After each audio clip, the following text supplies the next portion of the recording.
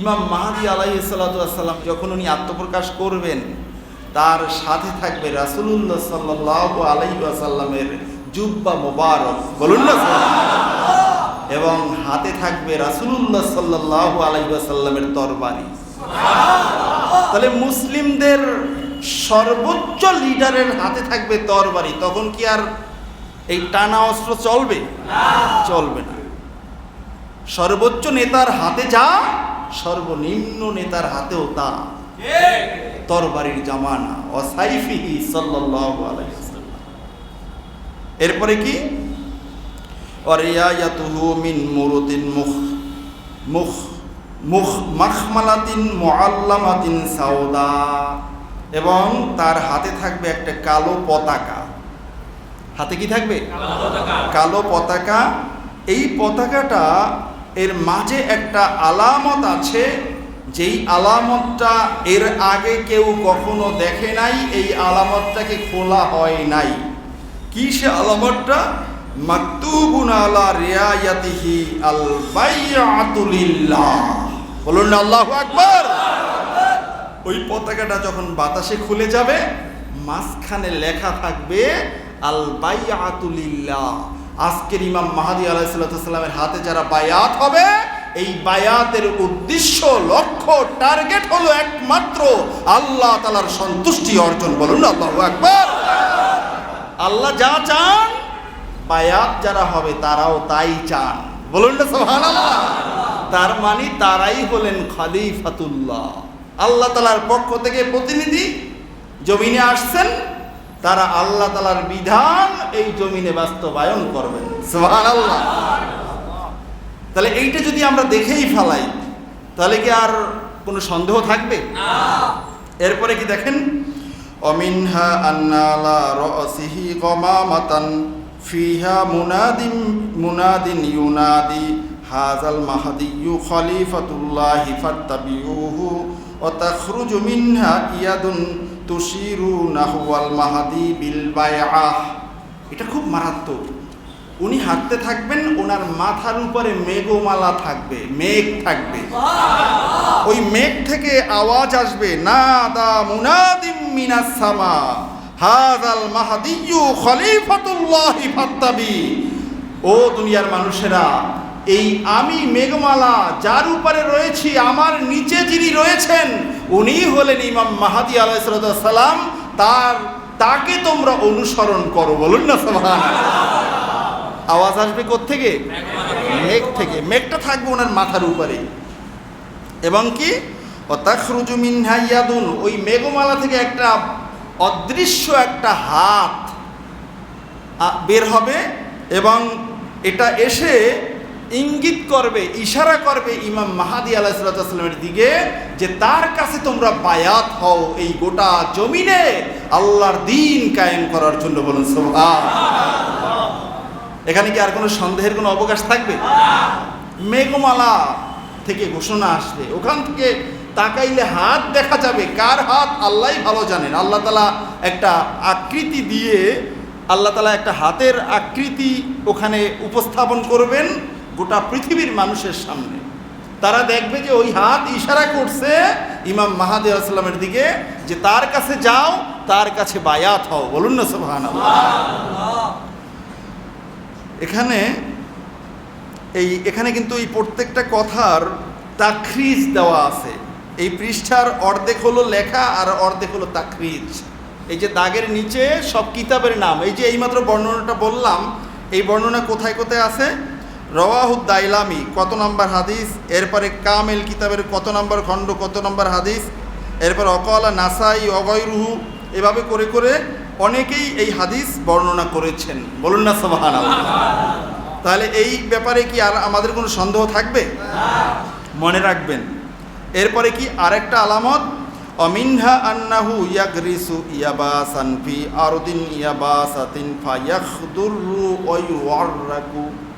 বলা হয়েছে ইমাম মাহদী আলাইহিস সালাম মরা মাটির উপরে, যেই মাটি একেবারে সাদা হয়ে গেছে, মরা মাটি না, এই মাটির উপরে মরা গাছ লাগাইব, যেই গাছটা একেবারে শুকিয়ে গেছে, এই গাছটা লাগাইলে এই লাগানোর সাথে সাথে এই গাছটা সবুজ পাতা পল্লবে একেবারে ভরে যাবে। বলুন না সুবহানাল্লাহ। ইমাম মাহাদি আসসালামের হাতের পাওয়ার, ওই যে শবে বরাতের সময় বলছিলাম যে দাজ্জালেরও এরকমের কিছু পাওয়ার থাকবে। মরা গাছে নির্দেশ দেবে ফুল হবে, ফল হবে, এবং আবার ফুল ফলওয়ালা গাছকে নির্দেশ দেবে সবগুলো মরে একবারে নিচে পড়ে যাবে। কারণ এই গাছওয়ালারা, এই বাড়িওয়ালারা দাজ্জালকে প্রভু হিসাবে মানে না, বিধায় তাদেরকে কষ্ট দিবে।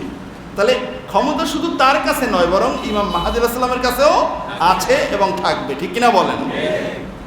এরপরে কি? অমিনহা আন্নাহু ইউতলাবু মিনহু আয়া।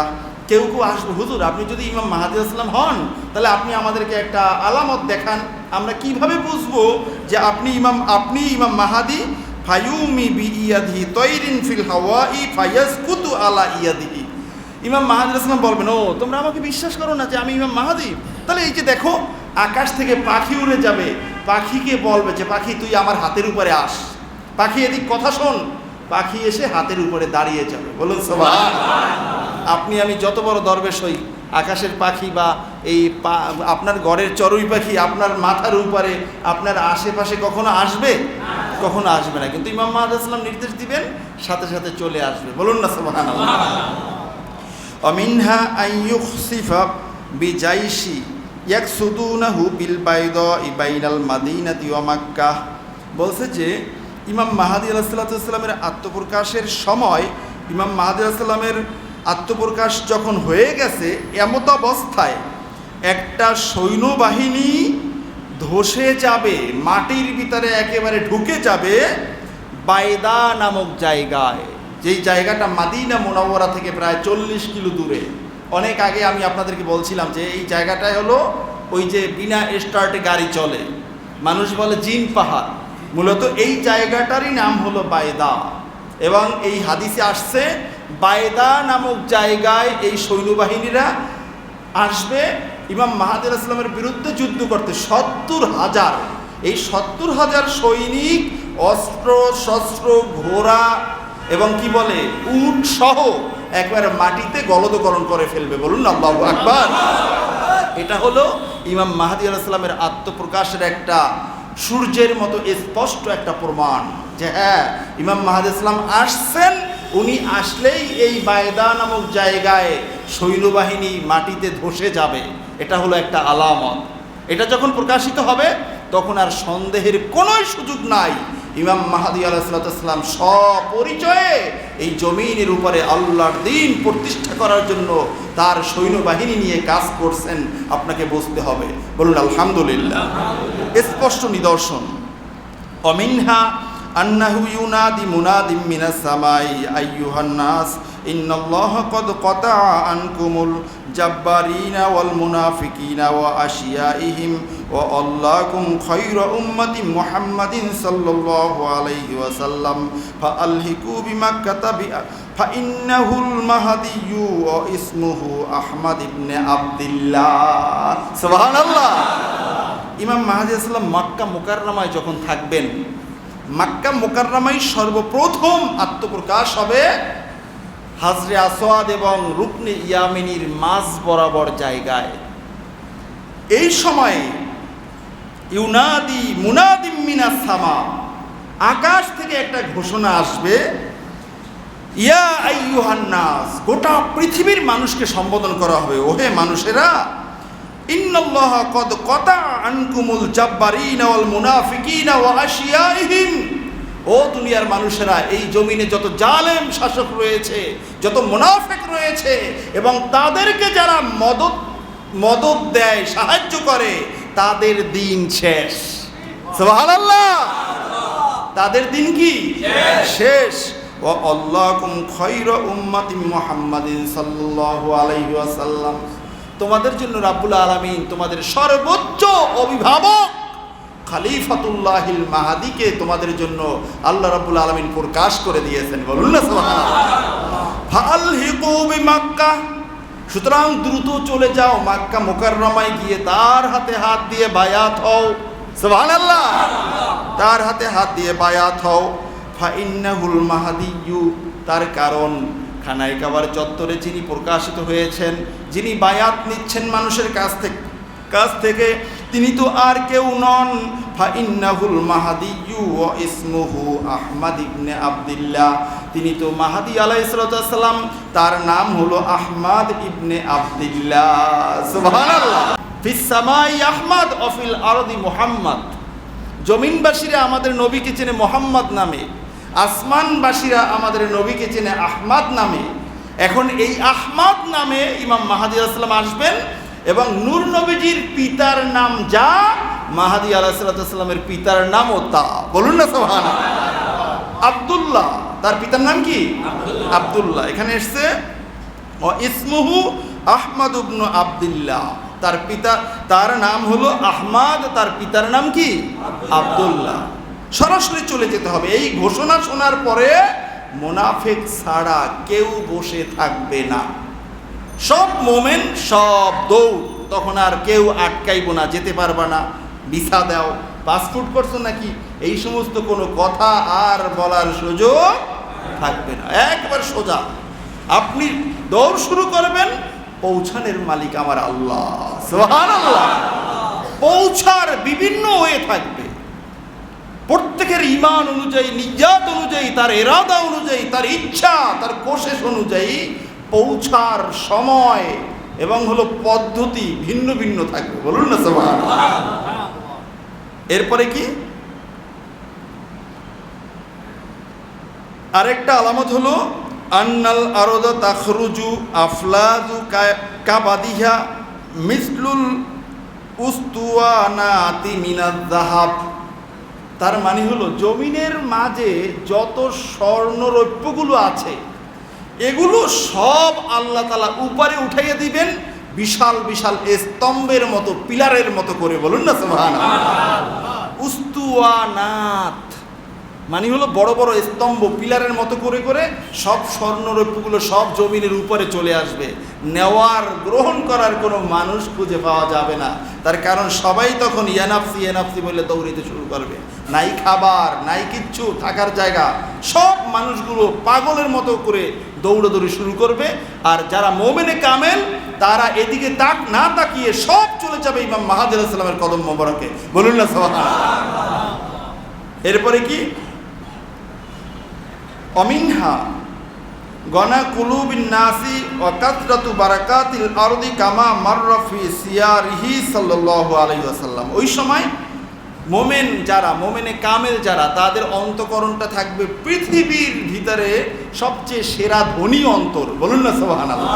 এই অন্তরে কোনো দুনিয়ার কিচ্ছুর জন্য কোনো লোভ থাকবে না। তার কারণ এই জমিনে তখন অনেক বরকত আল্লাহ তাআলা ঢেলে দিবেন, এই মানুষগুলোর কোনো অভাব থাকবে না। এই অবস্থাটা যখন দেখা যাবে তখন বুঝতে হবে ইমাম মাহাদি আলাইহিস সালাম কোথাও না কোথাও আছেন, আমি মুমিন হিসেবে তার কাছে চলে যেতে হবে।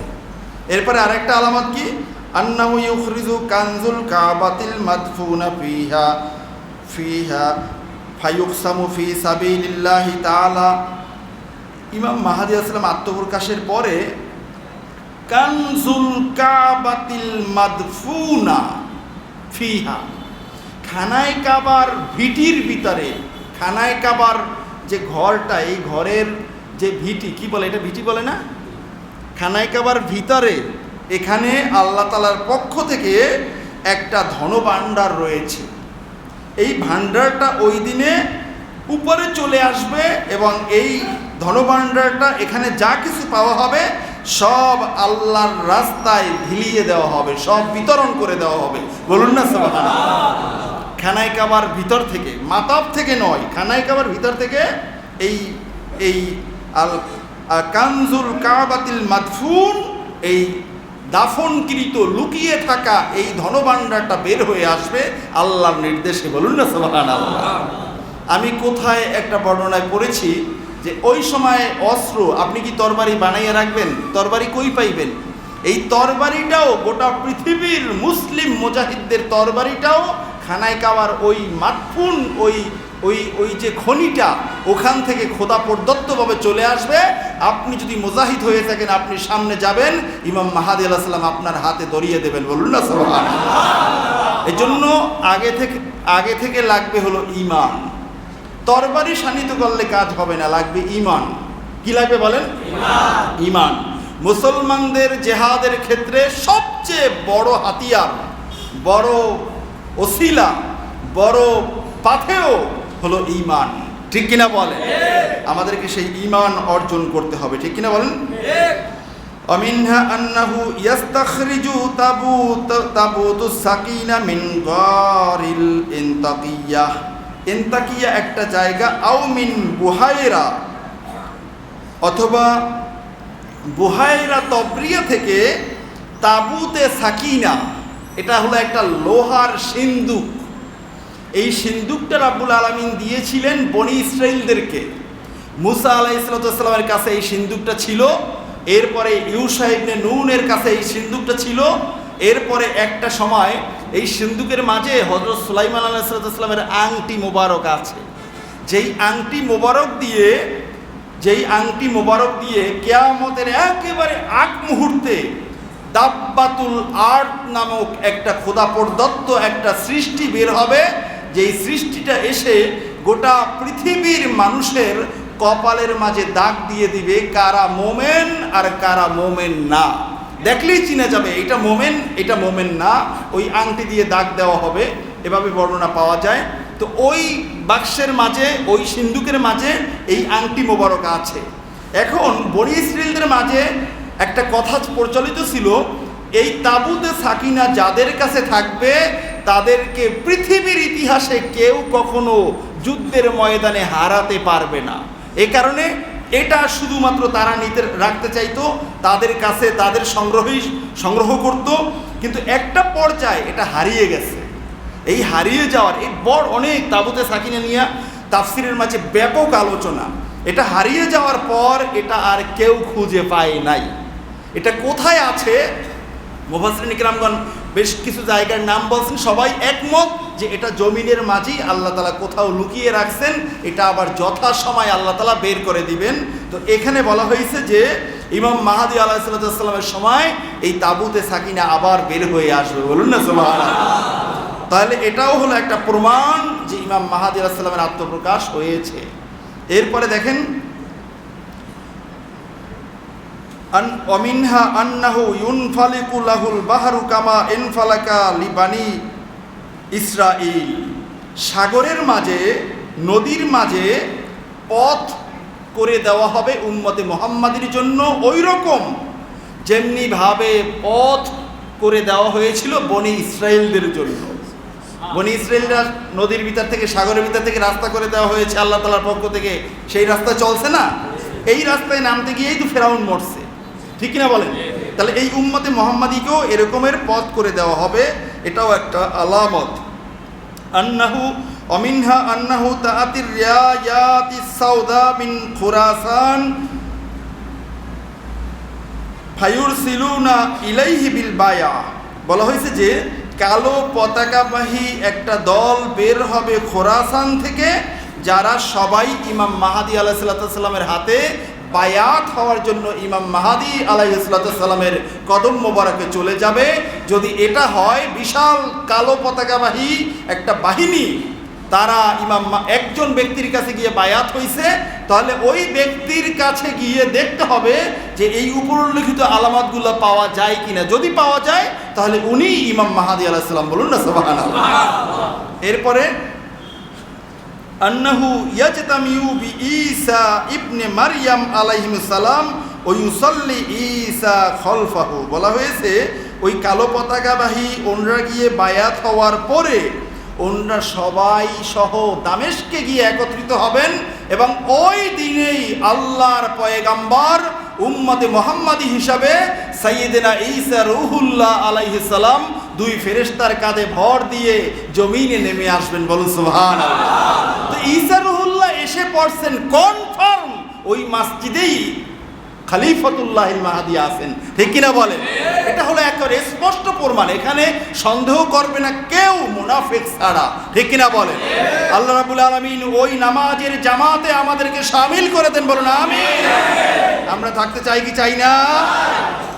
এরপরে দেখেন, অমিনহা মা মাররাফি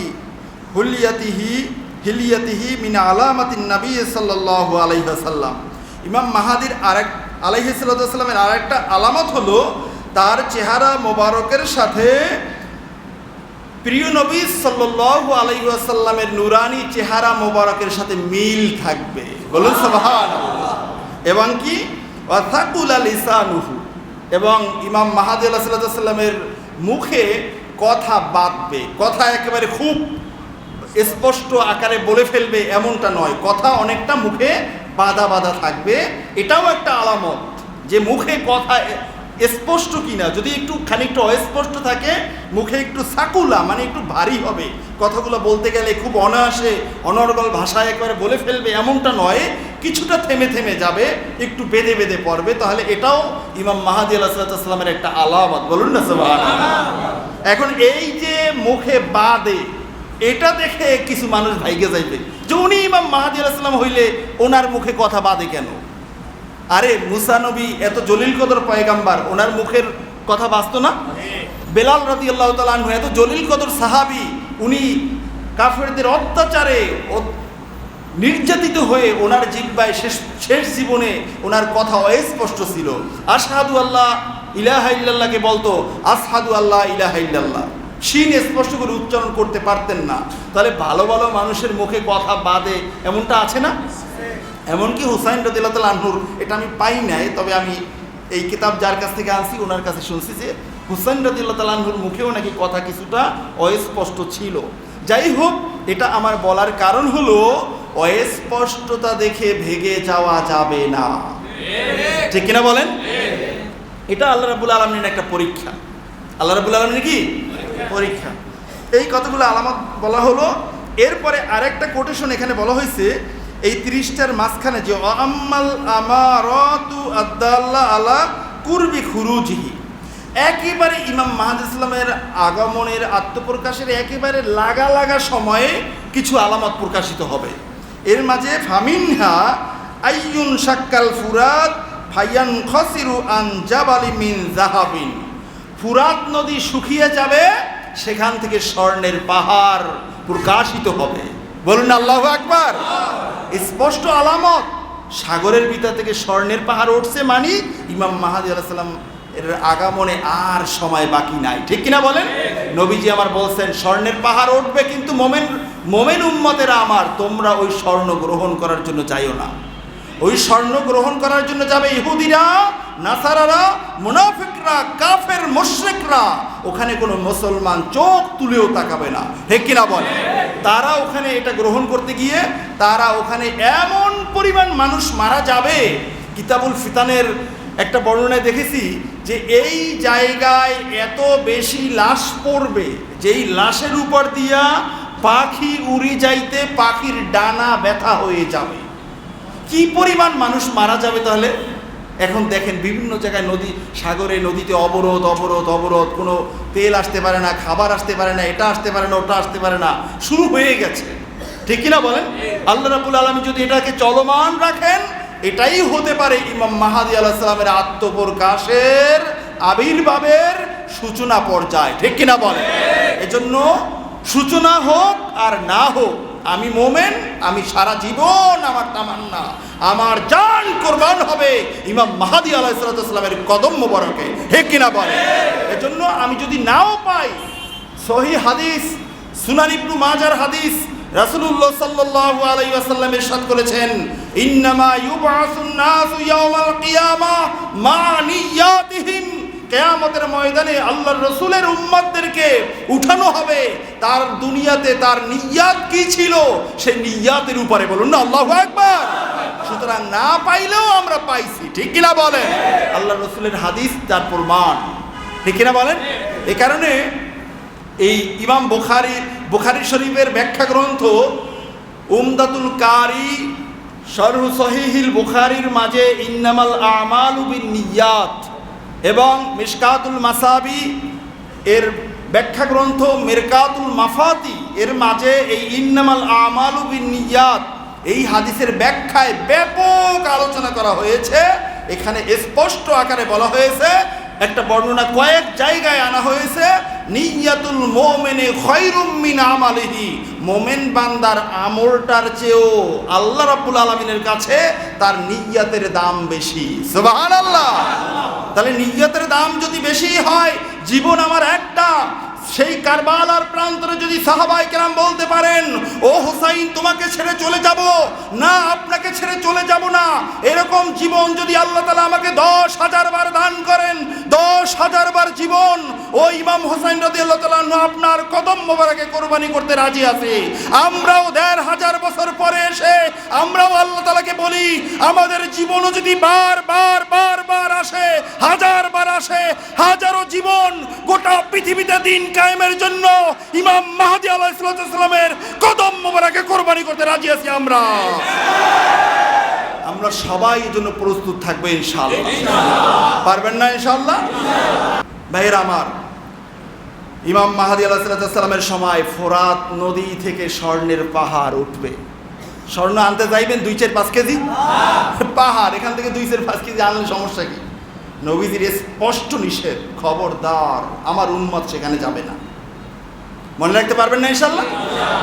কোনো ক্রমে বিদেশ গেছেন, যাইয়ে স্বর্ণের পাহাড়ের আশেপাশেই কাজ করতেছেন, স্বর্ণের পাহাড় উঠে গেছে, বাস দৌড়ে গেছেন আনতে, তাহলে মনে রাখবেন আপনি আল্লাহ রসুলের নির্দেশ অমান্য করেছেন, আপনি বিপদে পড়ে গেছেন অলরেডি। ঠিক কিনা বলেন? এর সময় তো শেষ। এরপরে কি, অমিনহা আইয়ান কাসিফুল কমার আউয়ালি লাইলাতিন মিন রমাদান, রমজানের প্রথম রজনীতে চন্দ্রগ্রহণ হবে। অশামসু লাইলাতিন নিসফে মিন শাবান লাইলাতিন নিসফে মিনহু, এবং রমজানের 14 তারিখে সূর্যগ্রহণ হবে। সূর্যগ্রহণ হবে দিনে, চন্দ্রগ্রহণ হবে পহেলা রজনীতে। মনে রাখবেন, যেই রমজানের পহেলা রমজানে চন্দ্রগ্রহণ এবং মাস রমজানে 14 তারিখে হবে সূর্যগ্রহণ। ওয়াহাদানি লাম ইয়াকুনা মুনযু খালাকাল্লাহুস সামাওয়াতি ওয়াল আরদ, এই লেখক লিখতেছেন এইভাবে ঘটনা পৃথিবীর সূচনা লগ্ন থেকে কোনোদিন ঘটে নাই, ঘটবে যেদিন ইমাম মাহদী আলাইহিস সালামের আত্মপ্রকাশ হবে তখন। ঠিক কিনা বলেন? মনে রাখতে হবে। এরপরে কি, খুসুফুল কমারি মাররাতাইনি ফি শাহরি রমাদান, রমজান মাসে 2 বার চন্দ্রগ্রহণ হবে। রমজান মাসে কয়বার চন্দ্রগ্রহণ হবে? 2 বার। এখানে এবার সামনে বলছে, এটার মানে ওই প্রথমে একবার হইবে, এর আগের বর্ণনায় যেটা আসছে ওটা কিন্তু আবার হালকা দেখা যাবে না, ওই একবার হবে, আরও একবার হতে পারে কোনো এক সময়, কোনো রমজানের যে কোনো রজনীতে, তার মানে হলো 2 বার হবে। এরপরে কি, অমিন্নাতুলু নাজমিন লাহু যানবুন ইউদিউ, আকাশে লেজওয়ালা তারকা উদিত হবে। একটা তারকা হবে খুব স্পষ্ট, তার পিছনে পিছনে অনেকগুলো তারকা হবে যেগুলো নিচে থেকে দেখা যাবে যে তার আলোগুলো জমিনে আসছে। এরপরে কি, অমিন্না জুহুরু নারিন আযীমাতিন মিন কিবালিল মাশরিক সালাসা লায়ালিন, 3 রাতে পূর্ব দিক থেকে অনেক বড় ধরনের আগুন বের হবে। আগুন পূর্ব সীমানা থেকে অনেক বড় আগুনের ফুলকি বের হবে। এটা হলো একটা ইমাম মাহদী ইসলামের আত্মপ্রকাশের আগে একটা লক্ষণ, একেবারে খুব কাছাকাছি সময়। জুহুর জুলমাতিন ফিস সামা, ইমাম মাহদী ইসলামের আত্মপ্রকাশের একেবারে কাছাকাছি সময় আকাশ অন্ধকারাচ্ছন্ন হয়ে যাবে, আকাশে কোনো আলো থাকবে না, একেবারে অন্ধকারে আকাশ ছেয়ে যাবে। এরপরে কি, অন্য আরেকটা আলামত, হুমরাতিন ফিস সামাই তুশিরু ফি আফকাহা উফুকিহা লাইসাত কা হুমরাতিল উফুক, বলা হয়েছে আকাশ লালিমায় আচ্ছাদিত হয়ে যাবে, আকাশ রক্তিম আকার ধারণ করবে, যেই রক্তিম আকারটা বর্তমানে পশ্চিম আকাশে সূর্য অস্তের আগে যেটা দেখা যায় এটা নয়, বরং এর চেয়েও আরও অনেক বেশি গাঢ় রঙিন লাল আকার ধারণ করবে পুরা আকাশটা। উপরের অংশটা, আকাশের উপরে মাথার উপরে তাকাই দেখবেন লাল দেখা যাচ্ছে, ইমাম মাহদী আলাইহিস সালামের আত্মপ্রকাশের একেবারে আগে আগে। এরপরে নিদাউ ইয়াউম্মু জামিউ আহলিল আরদি ওয়া ইয়াসমাউ আহলু কুল্লু লুগাতিন বিলুগাতিহিম। আকাশ থেকে যে ঘোষণাগুলো দেওয়া হবে, আমরা বাংলাদেশি মানুষ, আমরা বাংলা বুঝি, সৌদিয়ানরা আরবি বোঝে, অন্য অন্য দেশে বিভিন্ন যার যে ভাষায় বোঝে। আকাশ থেকে ঘোষণা দেওয়া হবে অন্য যে কোনো একটা ভাষায়। এখন এটা সবাই বুঝবে কেমনে? এখানে বলা হয়েছে যে এই ঘোষণাটা আসবে ইয়াসমাউ আহলু কুল্লি লুগাতিন বিলুগাতিহিম, পৃথিবীর যেই মানুষ যেই ভাষাভাষী ওই ভাষায় সে ওই ঘোষণাটা শুনবে। বলুন না সুবহানাল্লাহ। কি মারাত্মক আল্লাহ তাআলার কুদরত! যে যে ভাষার আছেন ওই ভাষায় উনি ওই ঘোষণাটা শুনবেন। কিয়ামতের ময়দানে দাঁড়াইয়ে বলবে, আল্লাহ আপনি তো আরবিতে বলাইছিলেন, ফেরেশতা তো আরবিতে বলছিলেন, আমি তো আল্লাহ আপনার বান্দা বুঝি নাই, আরবি কোনোদিন পড়িও নাই, বুঝিও নাই। এটা বলা চলবে না। আপনি যেই ভাষায় কথা বলেন ওই ভাষায় ওই ঘোষণা আপনার কানে আসবে। আপনি মোমেন হয়ে থাকলে বাসায় থাকতে পারবেন না, ইমাম মাহাদি আলাইহিস সালামের খোঁজে বের হয়ে যেতে হবে। বলুন না সুবহানাল্লাহ। এরপরে হারাস্তা নামক জায়গায় ভূদশ হবে। হারাস্তা নামক জায়গায় ভূদশ ওই সময় প্রায় প্রায় হবে। এরপরে আরেকটা আলামত, সর্বশেষ দিকে আমি চলে আসছি। মুনাদিম ইউনাদি ফিস সামাই বিইসমিল মাহাদি, আকাশে ইমাম মাহাদি আলাইহিস সালামের নাম ধরে ডাকা হবে এবং মাশরিক থেকে মাগরিব পর্যন্ত কোনো একজন মানুষ থাকবে না এই ঘোষণা শুনবে না। যারা এই ঘোষণা বসা অবস্থায় শুনবেন তারা সাথে সাথে দাঁড়িয়ে যাবেন, যারা দাঁড়ানো থাকবে তারা বসে যাবেন। মানি হলো, এখানে বেশ কয়েকটা কাইফিয়াত বর্ণনা করা হয়েছে। তার মানি হলো এই ঘোষণাটা এমন ঘোষণা, এটা শোনার সাথে সাথে মানুষের মাঝে একটা পরিবর্তন এসে যাবে। দাঁড়ানো থাকলে বসে পড়বে, বসা থাকলে দাঁড়িয়ে যাবে। বলুন না আল্লাহু আকবার। এতটা পরিবর্তন, এরপরেও নিশ্চিন্তায় বসে থাকা চলবে না। এরপরে কি? ইসাবাতুন ফি শাওয়াল, রমজানের পরবর্তী মাস কি? শাওয়াল। এই শাওয়াল মাসে একটা বাহিনী বের হবে। সুম্মা মা'মাতুন ফি জিলকাদা, এই বাহিনীটা জিলকদ মাসে তাদের মাঝে অনেক বাক বিতণ্ডা হওয়া শুরু করবে, ঝগড়াঝাটি শুরু হবে। সুম্মা হারাবুন ফিল জুলহিজ্জা, এরপরে হজের মাসে তাদের মাঝে বড় ধরনের যুদ্ধ হবে। মানে মাক্কা মুকাররমায় হজের মৌসুমে অনেক বড় একটা যুদ্ধ হবে, যেই যুদ্ধে হাজিদের মালামাল লুণ্ঠন করা হবে এবং অকতলুহুম, তাদেরকে হত্যা করা হবে। হাত্তা তাসিলুদ্দিমাউ আলা জামরাতিল আকাবা, এমনকি শয়তানকে পাথর মারা হয় যেই জমরাতে, ওই জমরাটা রক্তের বন্যা বয়ে যাবে। এটা একটা অন্যতম আলামত। যখন শুনবেন যে মক্কায় এবছর শয়তানকে পাথর মারার জায়গায় এত বেশি রক্তাক্ত হয়েছে, হাজিদের উপরে এত বেশি জুলুম করা হয়েছে, হাজিদেরকে মারা হয়েছে, তাদের সম্পদ লুণ্ঠন করা হয়েছে, তাদেরকে হত্যা করা হয়েছে, তাদের রক্ত এই মরুভূমির উপর দিয়ে প্রবাহিত হয়ে গেছে, তাহলে বুঝবেন ঘটনা একেবারেই কাছাকাছি ঘটনা ঘটে যাবে ইনশাআল্লাহ খুব দ্রুত। ইমাম মাহাদি আলাইহিস সালামের খোঁজে তখন থেকেই বের হয়ে যেতে হবে, ঠিক কিনা বলেন? এরপরে ইখতিলাফুন ওয়া জালাজিলুন, ইমাম মাহাদি আলাইহিস সালামের আত্মপ্রকাশের আগে গোত্রে গোত্রে দ্বন্দ্ব, দেশে দেশে দ্বন্দ্ব শুধু লেগেই থাকবে। ও জালাজিল, ভূমিকম্প এখানে সেখানে এখানে সেখানে, এই গোটা জমিনটা আর স্থির থাকবে না, এটা শুধু নড়াচড়া করতে থাকবে, নড়াচড়া করতে থাকবে। ভূমিকম্প একটার পর একটা হচ্ছে, ঝগড়াও তো লেগেই আছে, ঠিক কিনা বলেন?